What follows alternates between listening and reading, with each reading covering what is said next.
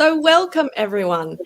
Welcome to the webinar, How to End a Rubbish Relationship. And if you're here for dating advice, you're in the wrong webinar because we're here to talk about the most important relationship, and that is the relationship between us and the planet. So welcome.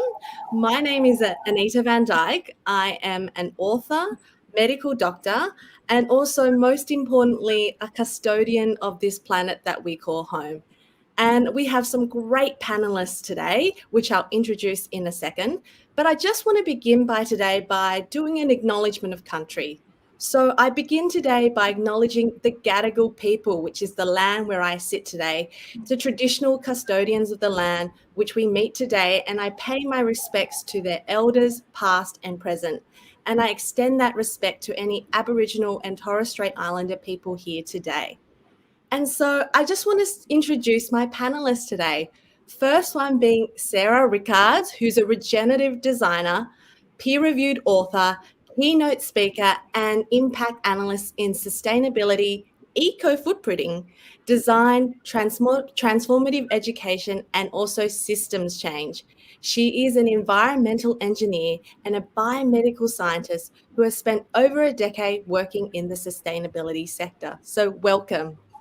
And then we have Tom Szaky, founder and CEO of TerraCycle and Loop. TerraCycle was developed and operates the largest supply chain for ocean plastic in the world, and it partners with companies such as Unilever to integrate their material into their product packages. And in 2019, TerraCycle launched a new circular shopping platform called Loop that enables consumers to shop for some of their favorite products in durable, reusable packaging, which we'll hear about, I'm sure, in our panel's conversation. And next we have Jenni Downs.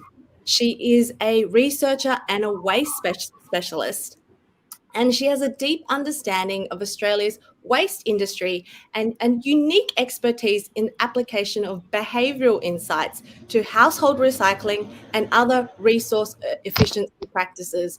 And I'm really excited to hear more about that and how we can, as consumers, change our behaviours as well. And finally, we have Heidi Tait, CEO and co-founder of Tangaroa Blue Foundation. In 2004, Heidi founded this foundation to help address the ever-increasing threat of marine debris in our oceans. Heidi introduced the Australian Marine Debris Initiative, which is a network of people, communities, and also businesses focused on reducing the amount of marine debris in our oceans. So welcome, everyone. Now, I want to begin by this kind of topic of overwhelm that we feel. And Timothy Morton has this great term for it. He calls it hyper objects, where climate change, plastic pollution is so overwhelming for the individual that it is a hyper object, that it's too big for us. So, Heidi, in light of the enormity of the waste crisis, how does Tangaroa Blue prioritise how they tackle the waste problem in Australia? And what a massive problem it is. I just would like to start by acknowledging the traditional owners on the land that I'm joining you with from today, the Gia and Ngaro people up here in the Whitsundays, and thanks for having me. So look, I guess by creating the Australian Marine Debris Initiative platform, Tangaroa Blue wanted to create a network of not only community and citizen scientists, but businesses, industry and government authorities and agencies who can all work on these two things, which is the removal of what's already out there. And we know that there's so much rubbish out there. But more importantly, we need to put just as much effort, even more, into source reduction, which is actually stopping it at the source. And we have now over 2,000 partner organisations that are contributing to cleanup effort, but also in collecting citizen science data. And we really need this data to be used to be strategic in what we want to change. And I guess from the data that we've been looking at, and we just had a new paper released last week called Continental Patterns in Marine Debris, and that was revealed by a decade of this citizen science that was published in collaboration with the University of New South Wales. We've been able to see that the majority of stuff in our environment is plastic, and it's up to 95% in some cases. And there's a massive difference in the signature that we see at a regional scale. So what we find in Cape York is completely different to what we find in Port Phillip Bay. And that means that there's no magic solution. So we really need to prioritise on the development of targeted and integrated, transparent, credible, measurable solutions that are really fit for purpose, and they don't result in any further third-party harm to the environment. And so that's by bringing this network together that our priority is focused on. I guess the next link to that change of understanding that waste crisis is actually what to do with that. So, Tom, you started TerraCycle 18 years ago. How has the recycling picture changed over this time?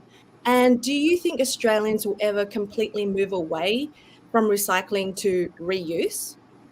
Gosh, it's an excellent question. So first, the first part of the question is the landscape itself. I think first and foremost, it's important to center ourselves in perhaps something a little bit more unexpected, which is what makes something actually recyclable locally, whether in Australia or anywhere in the world. In our curbside recycling programs, is not whether that object can be recycled. In fact, most things in the world can be recycled technically. It's whether the waste management company who's overseeing those bins can do so at a profit. And so what tends to be recycled, whether it's, say, aluminum in our aluminum cans or paper that's uncoated or a few other examples, are the things that garbage companies can recycle profitably. And then if you take that sort of century point and look at what's happened over the past decade, it unfortunately has had more headwind than tailwind. So from a headwind point of view, oil prices have gone down and maintained at relatively low levels. They are still lower today than they were 5 years ago. That makes plastic that is new cheaper than plastic that is recycled. So that suppresses markets. We've also seen a lot of the place the waste used to go and generate profit for recyclers. Not to say this was a good thing, but it generated revenue. Countries like China and other markets that were importers of the more challenging to recycle waste streams, those have stopped the importation for good reason. But if you're a recycler in Sydney all the way to Pittsburgh, you lost 40% of your end markets just a few years ago. And then also the quality of what we feed our waste, quality as it pertains to profitability for recyclers. In that lens, it's been going down as well. As packaging gets lighter and more complicated, more innovative, it tends to also be less recyclable simultaneously. Less value is there for recyclers to bother looking for. So there's a lot of headwind. The tailwind comes from consumers, caring more and more than ever before. And even during COVID, it's only grown. And that's echoed by lawmakers now leaning in all over the world and looking at more advanced regulations, incentives for recycling, disincentives for linear economy type thinking. But it is an uphill battle. And it's just really important as citizens that we center that that's what drives recycling and feed the waste stream what recyclers want. So that we can make it as healthy for local recyclers as absolutely possible. And so your second part of your question, I think today, and we have to look pragmatically at what do we do tomorrow, meaning everything will be the same tomorrow. Recycling is the majority of what we have to think about from a circular economy point of view. But we do have to innovate on alternative ways to deliver products. Reuse is a really important part of that. I would say the only silver bullet that we can implement today is buying less. Perhaps it is the only fundamental silver bullet in all of sustainability. It also makes it less complicated to your earlier question, right? It's the one thing that we can all do that will lower deforestation, lower climate change, all the important things that come to us in this crisis. I really love that concept of embracing less, because less really is more, right? Yes. And I love how you also talk about the macro aspect of the recycling industry. But Jenni, I want to talk about us as consumers and everyday activists. You have over 10 years of experience in behavioural research around waste in Australia, particularly looking at household rubbish. So what are some perceived barriers to household recycling? Well, it's interesting because that macro picture that Tom painted really does contribute to the main barrier, that recycling is actually not quite as simple as we sometimes make it out to be.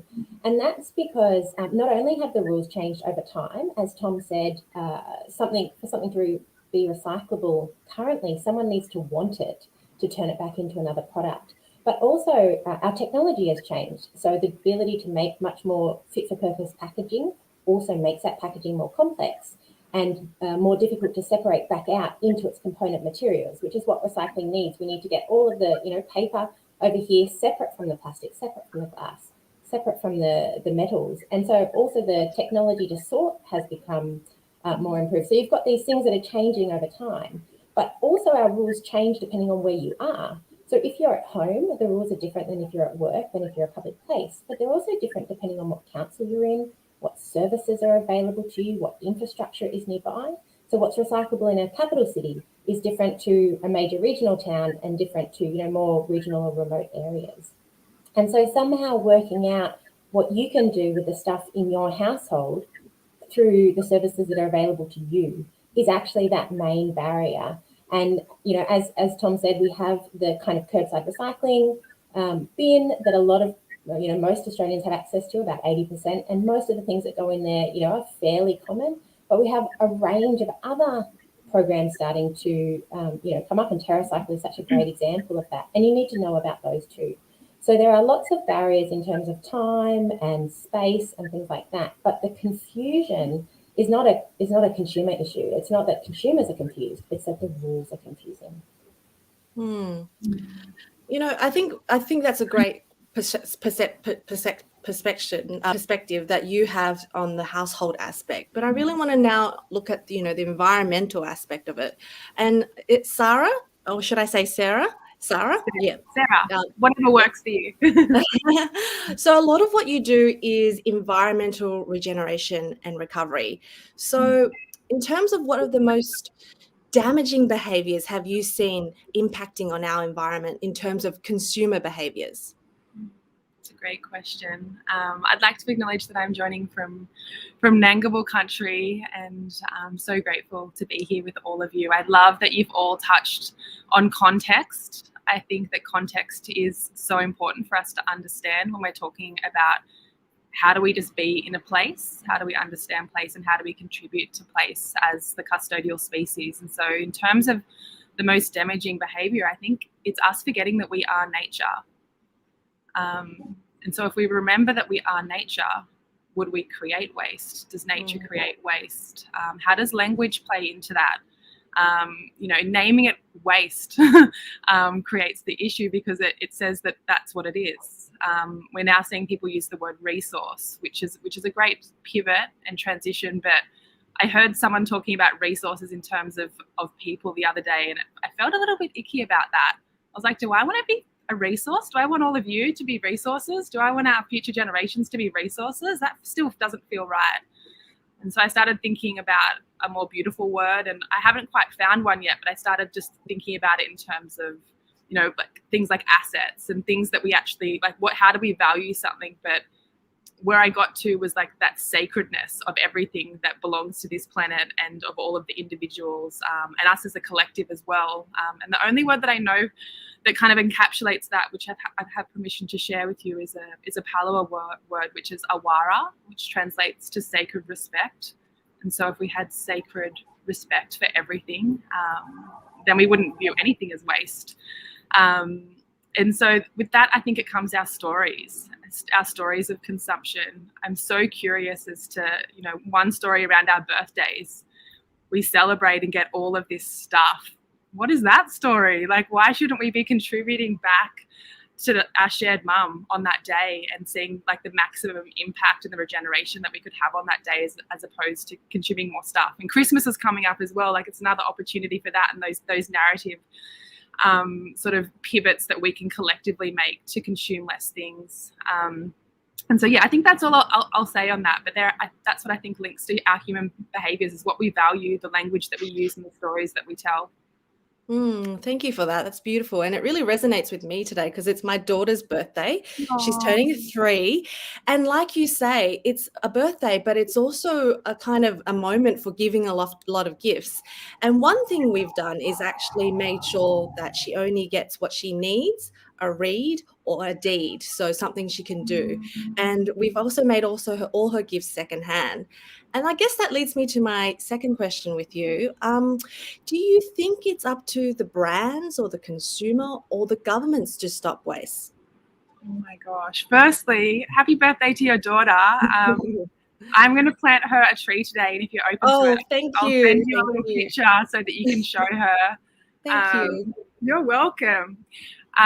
So responsibility, brands, consumers, government. I don't like this narrative either. I think there's a whole heap of finger pointing going on. It's like, it's the consumers, it's the brands making it, it's the government's not setting targets. If we reframed and realized and remembered that we are this custodial species, it would be all of our role.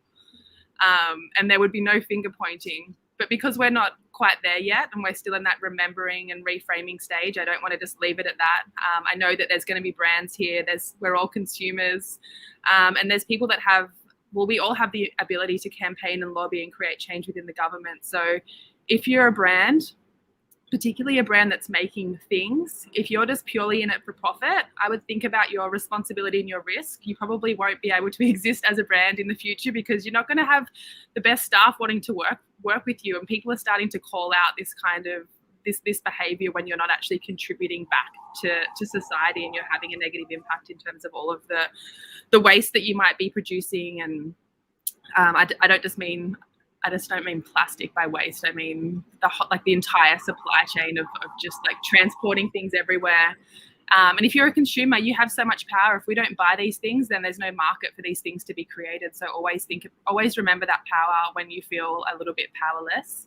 And in terms of the government, yeah, we need these policies that look at not only our recycling rates, but our waste generation rates per person, per capita, so that we can put a cap on that. And so lobbying at the state, federal and local levels is super important. Our voice is super powerful, and our vote is super powerful. So who we're electing, and making sure that they care about climate change and they care about all of these various sustainability policies and all other policies that we want is really, really important as well. So I look at these as like leverage points, and sort of where can you sort of push things in the system to create the most amount of change. And so hopefully some of those answers are useful. But linking back to what Tom was saying, like, the infrastructure is super key as well. Like, one of the most damaging things we saw, well, not the most, but one of the most frustrating things that we saw was like all of this biodegradable packaging come out, but then it was out of context because we didn't have the ability to recycle it. And so it was going into a lot of these red bins, and some of them were sort of going through these systems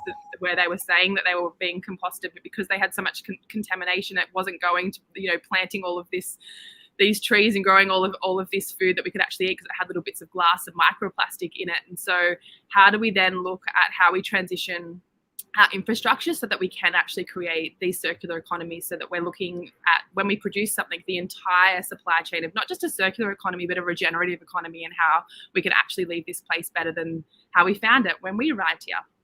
Yeah, and I think that's a good segue to Jenni of, understanding how brands can help change our consumer behaviors around recycling. Do you have any insights on that? Yeah, I think it's a really good question about the responsibility, and as Sara said, there's a responsibility for businesses to think about what they're doing, and there's responsibility for consumers or citizens to think about what they're doing. But it can really be valuable when brands get involved in talking to their customers. Whether that's through on-pack labeling, which is kind of the most common way that brands try to, communicate recycling. There's also examples of brands who are actually, speaking to their customers through other channels. There's a lot of advertising at the moment about the use of recycled content or the recyclability of products on TV. That's quite new. That's not something that we've seen before. But really, the most important thing that a brand can do to help their customers recycle the products is to make it as easy as possible. So design your product or the packaging of your product to be recyclable through existing accessible systems. The most obvious one is, the curbside yellow bin, which most people have access to. And there's great systems in place for packaging at the moment to help them slowly move towards that. There are other, great programs like TerraCycle, for example, like RedCycle for soft plastics. But it really needs to be easy. And so we've research at the moment shows that where those other forms of recycling integrate into patterns and routines that people are already doing, people are much more likely to do them. So people are more likely to recycle soft plastics and batteries that they can return back to stores and supermarkets that they're already going to, than they are to recycle items that they either might need to take to a waste pack, to a council facility like the library, or to the post office to send back. So making sure that it's really easy for everybody to build it into existing routines, and not adding extra responsibilities to people that say, if you want to recycle this, you need to go and do this extra thing. So, Tom, I'm going to play a bit of a devil's advocate now. Do you think recycling enables brands to keep using unsustainable packaging as opposed to moving closer to reuse? What do you think? It's a good question. I think first and foremost, we have to acknowledge that, unfortunately, and this is a huge issue, that brands are not legally obligated to take responsibility over the end of life of their products. The closest we get to such obligation is countries that have EPR, or extended product responsibility, which is still not an obligation. It's just a tax on producing a product, and the tax is there to fuel the recycling system of the country. And so it's an important starting point, because then any brand stepping forward is a form of taking voluntary responsibility. And I want to echo what was said earlier. The very, and actually even go into your question, the very best thing is to design into existing systems today. So if you can design your pack to be reusable, that's great. If you can then design it to be curbside recyclable, that's good as well. And then only rely on specialty programs, whether it's the wonderful work RedCycle is doing, the type of work we at TerraCycle do, or others as well. If you can't achieve those things, and then ideally, avoid doing nothing at all. Now, the important part is that once you start doing something, you are creating a financial flow. You're starting to spend. You're starting to effectively do voluntary product responsibility. And what we have noticed is when brands start, say, funding TerraCycle programs, immediately they start discussing internally, whoa, okay, now we see a bill, that's coming for collecting and recycling our waste. How can we design away from that so that we can design into local infrastructure? And I think, to your question on reuse, reuse is the next leapfrog up. And what's challenging in reuse is that reuse is not just about a pack design. It's also about the system that collects the pack, cleans it, and refills it. So you have to do both package design and business model design. At Loop, one of our divisions, what we're trying to do is make a platform for reuse where brands can play on top of that platform, create reusable products, and then retailers like Woolworths in Australia and others can make that available to their consumers. And we're doing that because if that didn't exist, then as a brand, you would not only have to do pack design, but you would also have to then create a whole business model and infrastructure to somehow collect that package back, clean it, and then be able to fill it again. And those first 2 points, collection back and cleaning, are whole foreign things that, consumer product brands are not used to doing today. I mean, we very much have built our infrastructure in a linear way. And then the end of life organizations tend to be independent companies that are not the manufacturers themselves. I really love that balance of economics, environment, and engineering, which is systems engineering, which you're talking about, Tom, there. Yeah. And I guess that kind of leads me to my next question with Heidi. You can see the brands are trying to make this balance between economics, environment, and engineering. But on a ground level, what is frustrating your collection teams the most during a cleanup? Well, I guess, the cleanup is a really small part of the Australian Marine Debris Initiative, but it's the critical part to give us the data so we can start having these conversations about change. The most frustrating thing is when you stand on a beach and you've just cleaned it and you turn around and more stuff, more crap's just washed straight back up to where you've just cleaned up. That's the most frustrating. It tells you really how much rubbish and waste is in our oceans. And our big mantra that's come out of that is all we do is clean up. That's all we're ever going to do. We need to take much more serious steps in reducing the stuff at the source to start with. I guess the other frustration is when we see proposed solutions that are meant to reduce marine debris and reduce litter, washing up and having to be collected. Things that are the whole greenwash issue at the moment is one that needs to be called out. It's been listed in the National Plastics Plan. Taking recycled material, making clothing out of it just releases microfibers every time it goes into the washing machine. Like, how is that a solution? And nobody's calling that out. We need to be, as consumers, a lot more conscious of what we're hearing on social media and do a bit of research into it. And I guess the other frustration is having to collect out of the environment, non-essential, single-use crap, that didn't need to be produced in the first place. It has a minute lifespan and no credible or transparent way to recycle it or to reuse it. at the end of its life. Like, why is this stuff still being made? It just needs to stop. They're the frustrations on the ground. But the biggest frustration is not seeing business and not seeing government make the changes that actually need to be made to solve this problem. It's not rocket science. Out of all of the environmental issues out there at the moment, this is one we should be able to solve, because it comes down to every single person.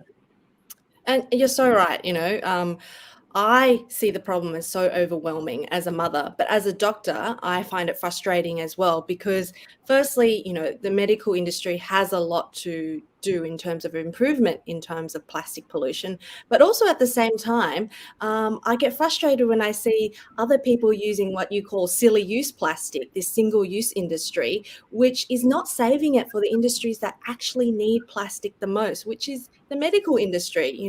There is a reason why plastic was invented, which is that it's lightweight and waterproof. And there are some industries that do need it. And so it can seem really overwhelming. So, Sara, I want to ask you, what can everyday people, so everyday activists like you and me, what can we do to take rubbish out of the environment and also to reduce our impact? I was going to say there were so many moments there, Heidi, where I was just like, yes, to what you were saying, and just echoing, stopping it at the source is like obviously the most important thing. And then also all of these things that they're complex and they're contextually specific, which is what I've already said. So I guess I want to provide some advice that you can use for any situation, but still acknowledging your context. So I've already said, asking yourself, what would nature do? Whenever I don't know how to do anything, it doesn't have to be about waste. It could be about how to have a difficult conversation. What would nature do? And really sitting with that. Like we're taught to react and like straight away, but sometimes it takes actually sitting with things to respond. Because if we keep on reacting and trying to design these quick fixes, it's going to create more of the same. As an individual, do I really need this? Or is it just a story of I really need this? Especially with respect to just consuming, just even practice it for one day. Just go through one day. Do I really need this? And then I've also touched on lobbying and campaigning. They want you to believe that it doesn't have an impact, but it really, really does, especially in waste space. Like we've come so far in the last 10 years, it might not feel like it.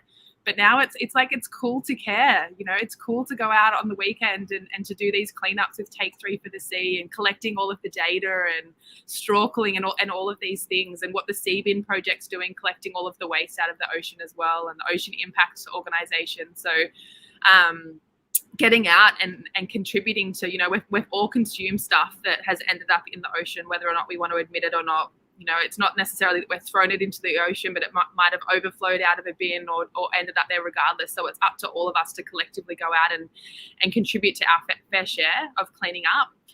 And then the last thing, which I guess is a bit of a nerdy one, and it's encapsulated in all of them, but it's model what you want to see. So there's these things in our brains called mirror neurons, and that's what it's not what creates culture, but it's to say I yawned right now because we're all, it's early, or, we're all over like sitting on our screens because of the context of how we've found ourselves in. If I yawned, it'd probably make a whole heap of people on this webinar yawn. It's mirror neurons. It's like how we copy what other people are doing, sort of subconsciously.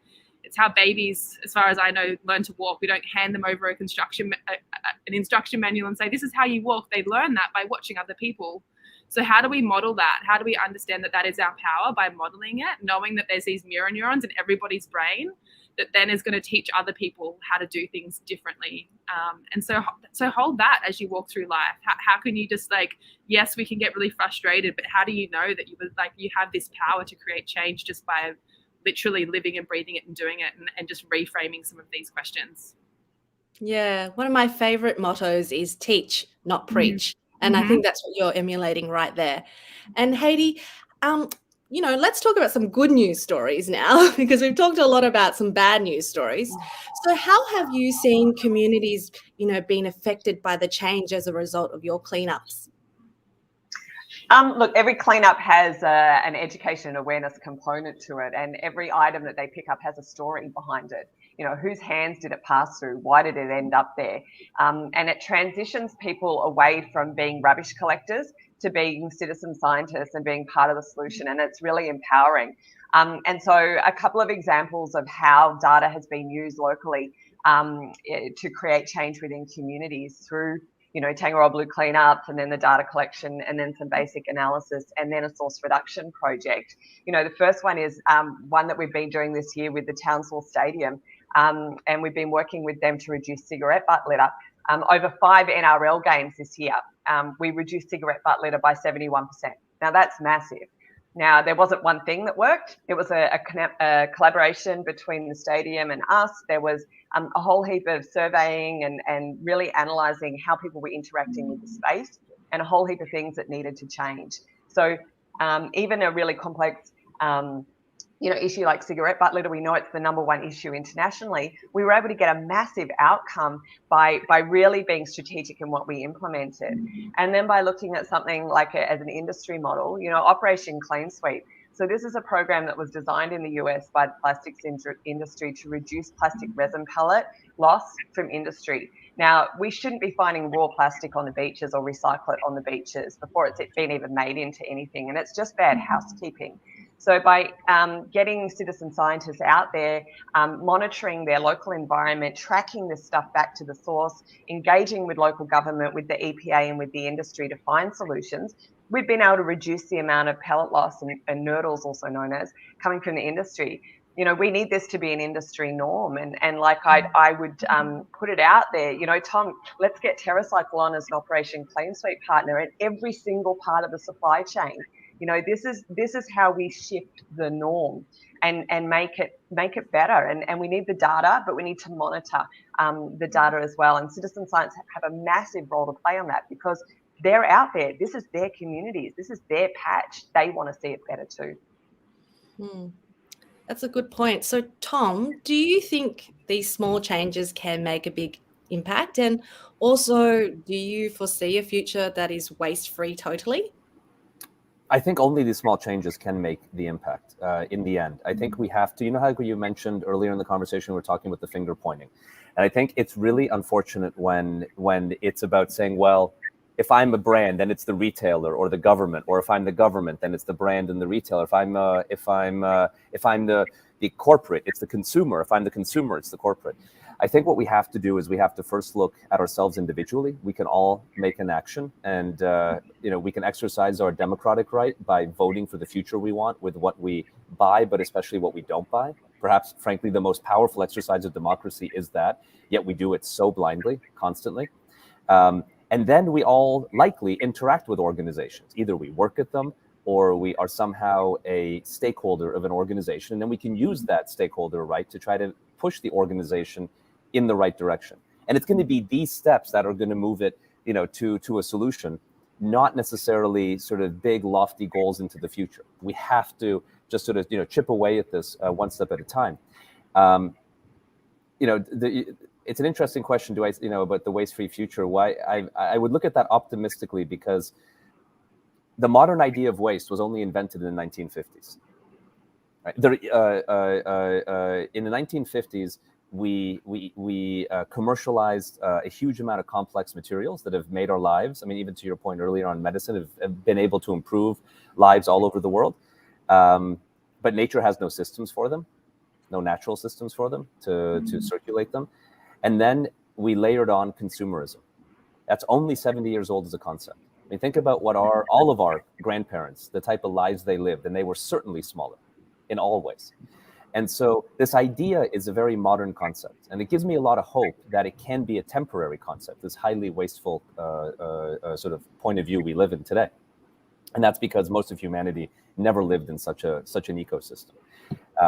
But we do have to do one important thing, which, many times human beings talk about how they are better than animals, right? I mean, I think it was said earlier, that we are a part of nature. I really believe in that. But if we're going to try to hold ourselves as somehow better, then what we have to fundamentally think about controlling is our appetite, which is perhaps, it's a deeply animalistic thing, but it's very, very difficult, to control. And right now our appetite is driving our decisions, right? It's not trying to step above our appetite and think about stewards, of the planet. And I think that is the real responsibility of people. Not that animals are here put on this planet to serve us, or everything is here to serve us, but how can we serve?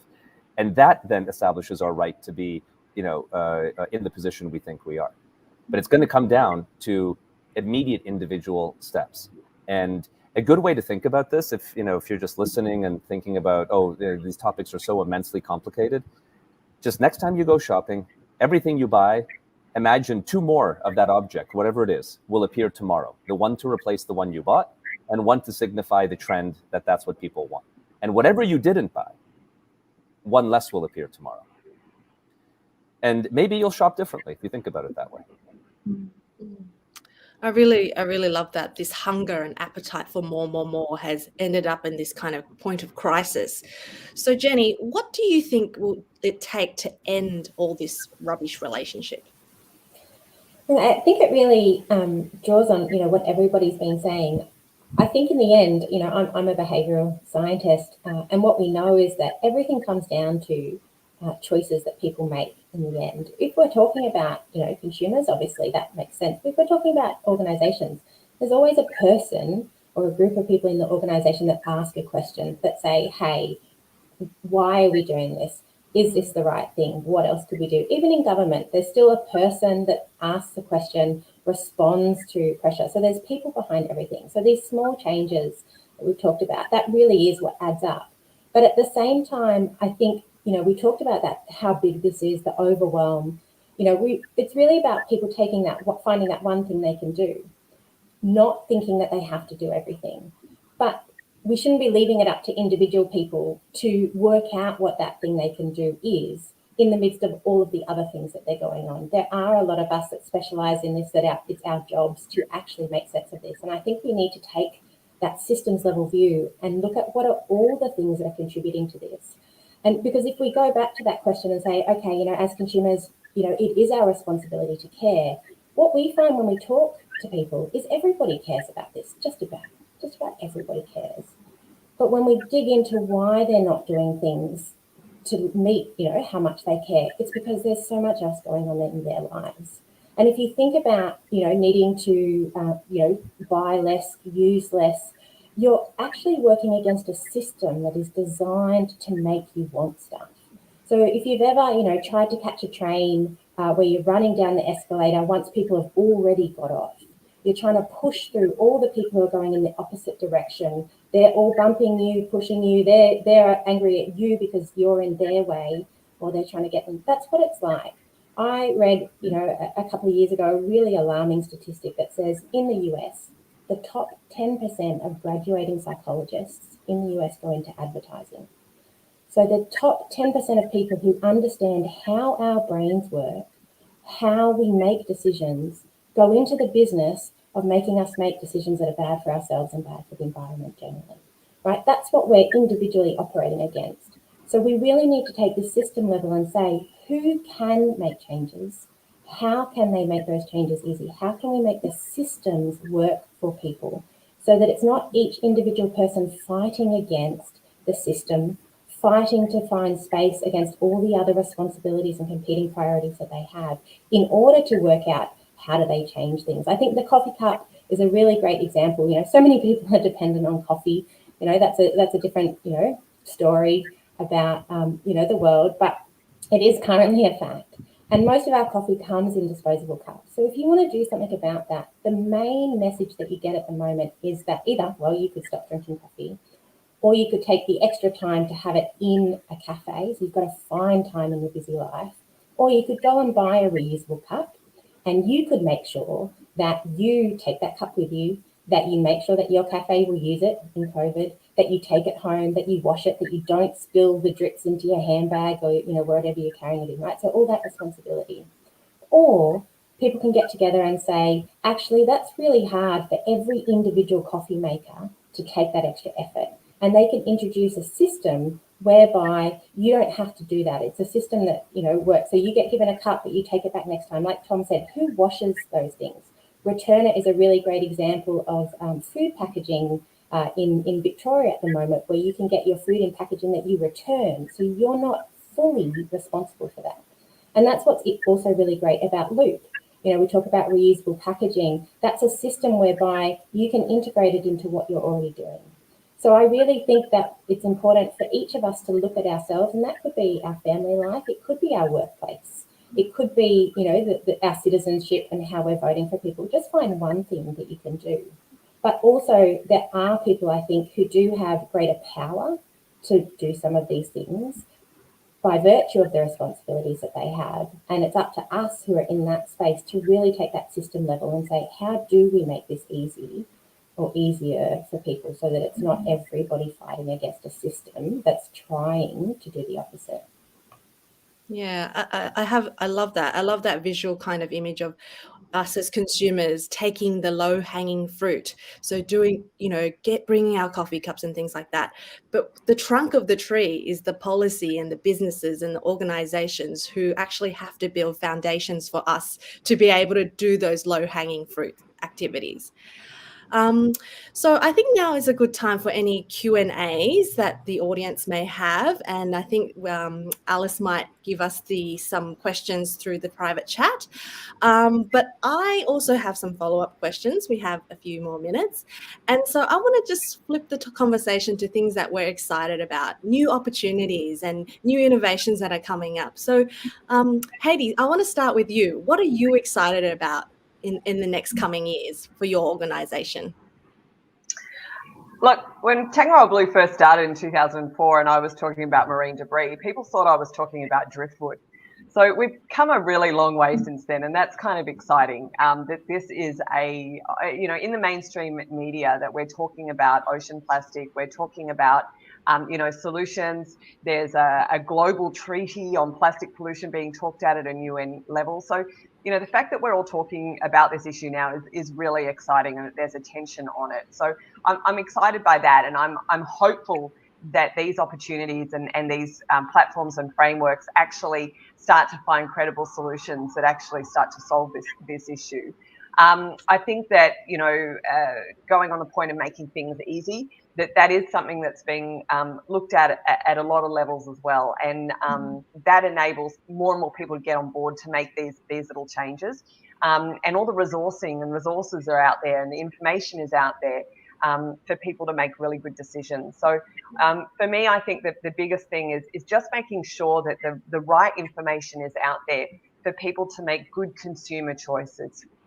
Because we can shift the way things are produced by not buying stuff that we don't need or that isn't good for the environment, and having more and more opportunity to learn about that and having that information accessible excites me, because en masse, we have the power of where we put our hard-earned dollars. We just really, really need to use that. So I have hope and excitement about that shift. I just hope it starts to speed up a little bit more. Yeah. And how about you, Sara? What are you excited about? I'm excited to be alive, if I'm completely honest. I've been working a lot with little kids recently, and I've been really excited to see the questions that they've been asking about pollution and looking after the environment. And with that, I'm excited to ask kids better questions. So not what do you want to be when you grow up, but what do you want the world to be like when you grow up, so that we can co-create that with them. So I'm excited about this new story that we can co-create together, because we're shifting context. We're at this kind of point now, and when we change context, it's a really useful time. It's one of the most potent times for us to change our behaviours. And so, what is this new story, this new narrative that we can co-create together to design the type of world that we actually want to live in, where I've loved hanging out with all of you, but imagine if we didn't need to have this webinar to discuss this thing at all. Like, that would be freaking amazing. Imagine if we could hang out by a fire and just talk about all of these beautiful things that, we want for the future generations, which essentially we are. But that's what I'm excited for. I'm excited for this new way of being. I'm excited to be alive, and I'm excited to give out some real life hugs really soon as well. That's awesome. I love this concept of a new narrative. And I want to end with Jenni and Tom first about the conversation of a new narrative. So Jenni, what are you excited about? What's your new narrative? Look, I think, one of the interesting things, and Heidi mentioned it right back at the beginning of this thing, is that a lot of our focus has been traditionally around waste and recycling, and that idea that we hear so often, oh, it's okay because it gets recycled. What I'm really excited about is that the people who are responsible for how we extract and produce and use stuff are starting to think much more broadly beyond that. When we talk about the circular economy, recycling is like this last line of defense in a circular economy. And ideally, in a truly circular economy, most stuff never gets recycled because it's actually, used and stays in use and stays with value, for much longer. And so what I'm excited about is the governments who are leading, policy towards circular economy, and the many businesses and industries who are voluntarily, as Tom said, voluntarily taking responsibility to move us closer to that, or who recognise that it's actually in their best interests to future-proof what they do. And there's so many examples of businesses who are out there reimagining how we can interact with and value stuff. And, one of the things that's come up, multiple times about things that people can do, or one of the more important things that people can do is go without, right? Refuse, choose not to buy. In the work that we're doing at the moment on waste prevention, what we've actually identified is that there's two ways to do that. One is to actually go without, to not need the thing in the first place.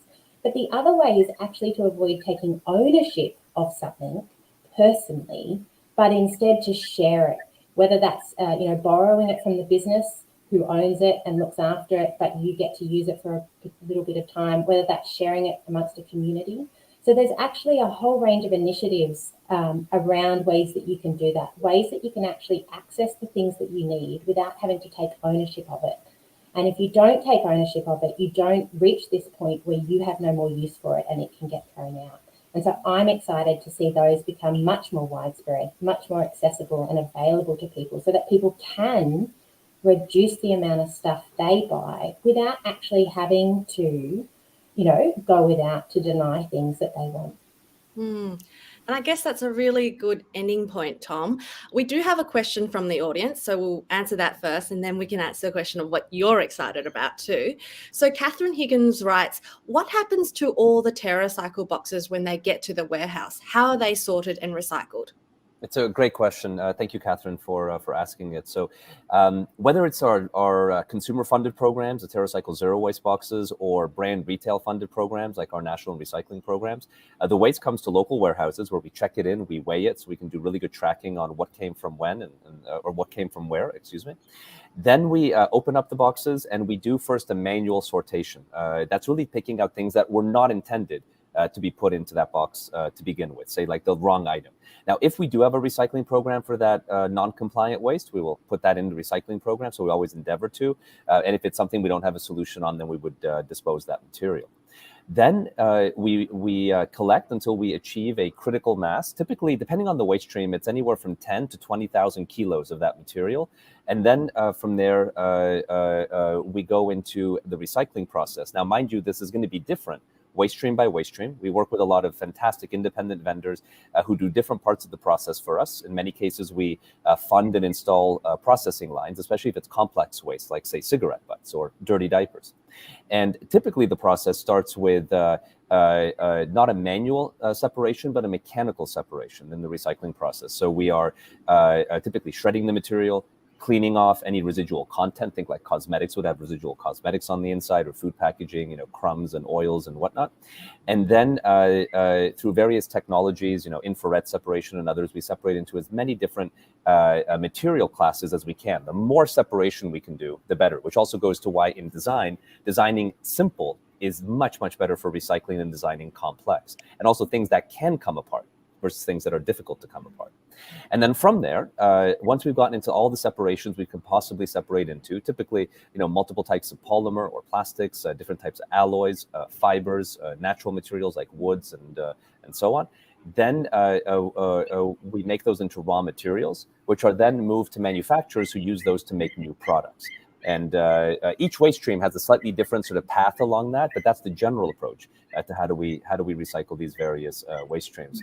And I'll just take a bold sort of step and to answer the question on what I'm excited about. It's going beyond recycling. I think recycling is critically important, but redefining how we deliver products and access products, for us that's loop, and we're also thinking of other ways to achieve that. To me, it's exciting because it'll allow us to go even further towards a tighter circular economy than just a recycling based one. But for now, recycling is the big question we have to really focus on, because today most things are disposable, and they will continue to be tomorrow.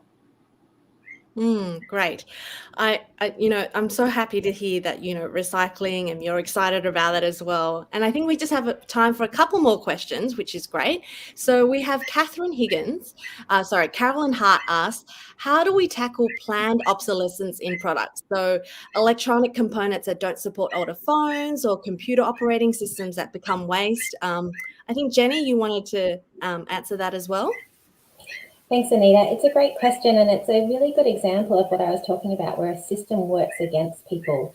And there are some companies out there whose legal purpose is to make profit for their shareholders. Right? That's legally what they're required to do. And one of the ways that they can do that is by making sure that people buy more of their stuff, either by ensuring that the product only lasts long enough that somebody will come back and buy it again, or by making us think that it's no longer desirable and that there are, upgrades or things that we want to do. So there's a system out there that's designed to do that.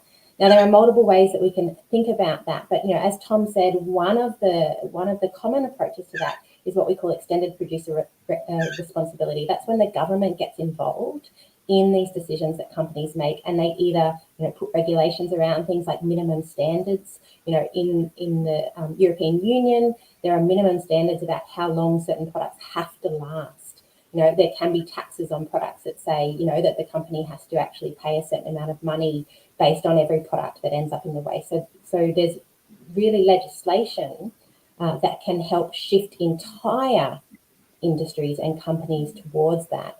There are lots of companies who are trying to do things voluntarily, but I think while our system requires companies to create profit, you do need that government regulation to counter that trend. Okay. And one final question for you, Tom.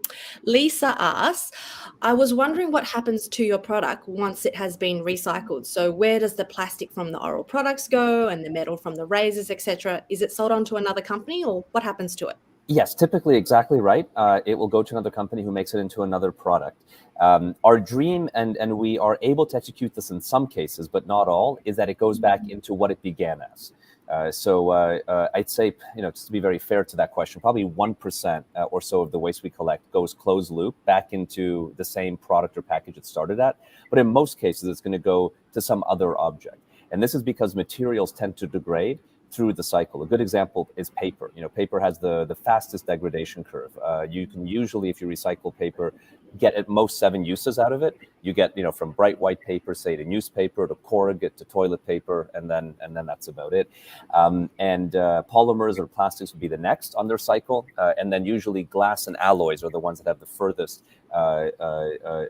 trajectory. But even alloys get mixed together, and other metals get added on, which makes, again, creates a form of contamination. So our goal is always to try to get it back into the product, but that, to be fair, happens about 1% of the time, and 99% of the time it goes into other objects.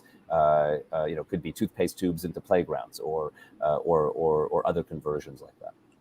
Okay, great. Thank you. So once again, I just want to thank everyone for their time today, and our audience out there for watching this very insightful webinar. And I want to thank you, Heidi, Jenni, Sara, and Tom, for this wonderful conversation. And I hope there'll be more of it so that we can all be champions of change. So thank you for having me, and thanks to everyone. Bye. Thank you. Thanks, guys. Thanks.